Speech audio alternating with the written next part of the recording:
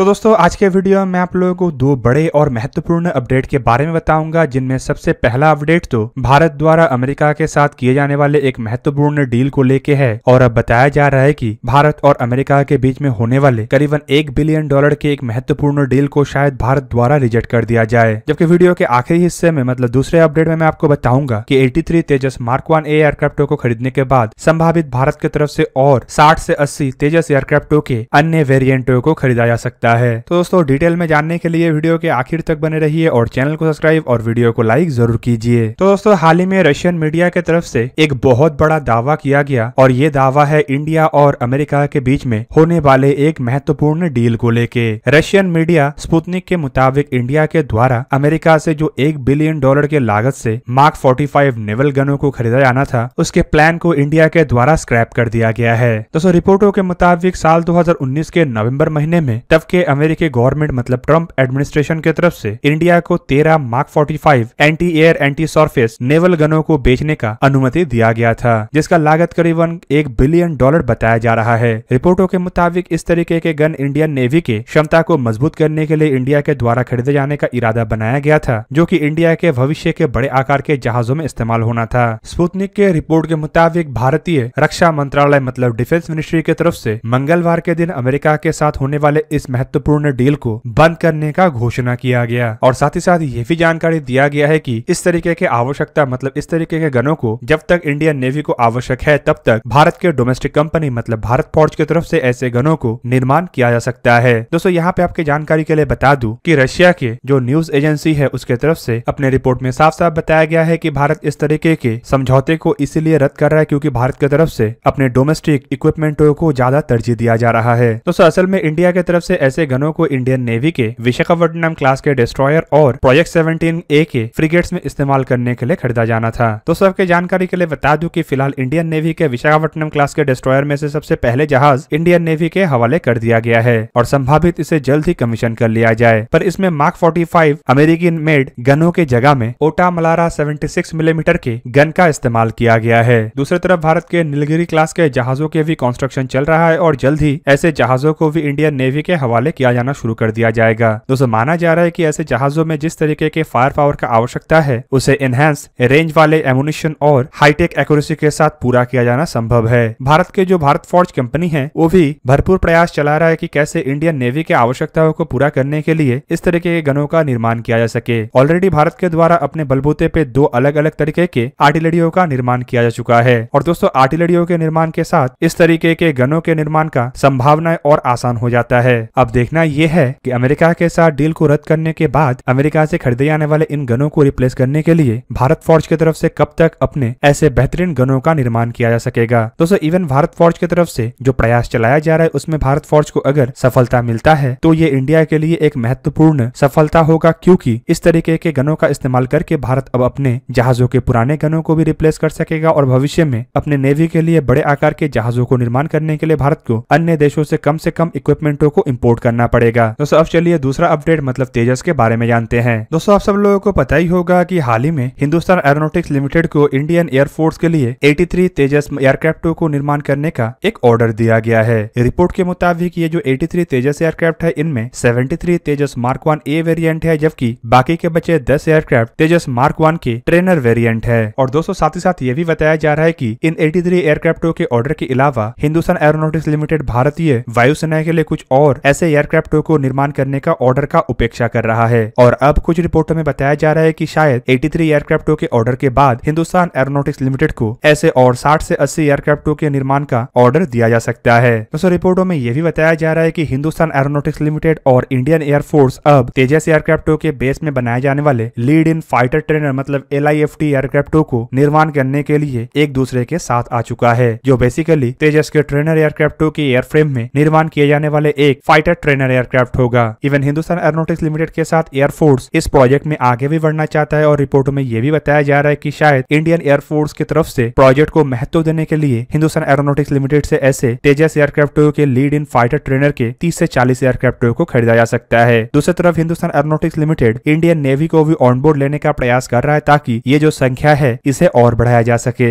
और दोस्तों साथ ही साथ रिपोर्ट में यह भी बताया जा रहा है कि हिंदुस्तान एरोनॉटिक्स लिमिटेड की तरफ से इंडियन एयरफोर्स और इंडियन नेवी के इंटरेस्ट टेस्ट को बरकरार रखने के लिए प्रोजेक्ट के अंतर्गत साल 2024 से 2025 के दरमियान ऐसे एक एयरक्राफ्ट के टेस्ट करने का भी इरादा रखा जा रहा है। संभावित इसके लिए हिंदुस्तान एरोनॉटिक्स लिमिटेड के द्वारा ट्विन सीटेड तेजस एयरक्राफ्ट 2 के ट्रेनर वर्जन को कन्वर्ट करते हुए lead in fighter trainer aircraft का निर्माण किया जाए। दूसरी तरफ रिपोर्ट में यह भी बताया जा रहा है कि इंडियन एयरफोर्स के बाद इंडियन नेवी के साथ भी हिंदुस्तान एरोनॉटिक्स लिमिटेड 8 तेजस एयरक्राफ्टों को लेकर चर्चा कर रहा है। दोस्तों ये सभी के सभी एयरक्राफ्ट तेजस के ट्रेनर वर्जन है और बताया जा रहा है कि हिंदुस्तान एरोनॉटिक्स लिमिटेड की तरफ से नेवी को इन एयरक्राफ्टों को लेके इसलिए ऑफर किया जा रहा है ताकि नेवी के कैरियर बेस्ड फाइटर एयरक्राफ्टों के ट्रेनर एयरक्राफ्टों की आवश्यकताओं को पूरा किया जा सके। दूसरी तरफ हिंदुस्तान एरोनॉटिक्स लिमिटेड तेजस एयरक्राफ्टों के बेस पे ही नेवी के लिए twin engine deck based fighter एयरक्राफ्टों का निर्माण कर रहा है और ऐसे में इंडियन नेवी के लिए तेजस एयरक्राफ्टों के trainer version twin engine deck based fighter aircraft जैसे कॉन्सेप्टों को भी मजबूती देगा और साथ ही साथ इंडियन नेवी के क्षमताओं को भी मजबूत करेगा। दूसरी तरफ रिपोर्टों में यह भी बताया जा रहा है कि इंडियन एयरफोर्स और इंडियन नेवी के अलावा हिंदुस्तान एरोनॉटिक्स लिमिटेड कम से कम 3 अलग अलग देशों के साथ भी तेजस एयरक्राफ्टों के वेरिएंटों को लेके चर्चा कर रहा है और इसमें अगर सफलता मिलता है तो हिंदुस्तान एरोनॉटिक्स लिमिटेड को 30 से अधिक एयरक्राफ्टों को एक्सपोर्ट करने का मौका मिलेगा।